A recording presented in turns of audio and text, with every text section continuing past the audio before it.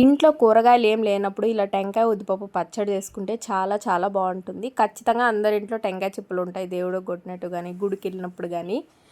ఇలా చేసుకుంటే టెంకాయ ఖాళీ అయినట్టు ఉంటుంది, మనకి ఒక టేస్టీ పచ్చడి తిన్నట్టు కూడా ఉంటుంది. ఫస్ట్ అయితే లో ఫ్లేమ్లో పెట్టి ఉద్దిపప్పుని ఫ్రై చేసుకోవాలి గోల్డెన్ బ్రౌన్ కలర్ వచ్చేదాకా. తర్వాత తెల్లగడ్డలు ఎండుమిరకాయలు వేసి ఫ్రై చేసుకొని పక్కన తీసేయాలి. తర్వాత టెంకాయ కూడా వేసేసి లో ఫ్లేమ్లో పెట్టి బాగా ఇట్లా గోల్డెన్ కలర్ వచ్చేదాకా ఫ్రై చేసి అది కూడా పక్కన తీసేయాలి.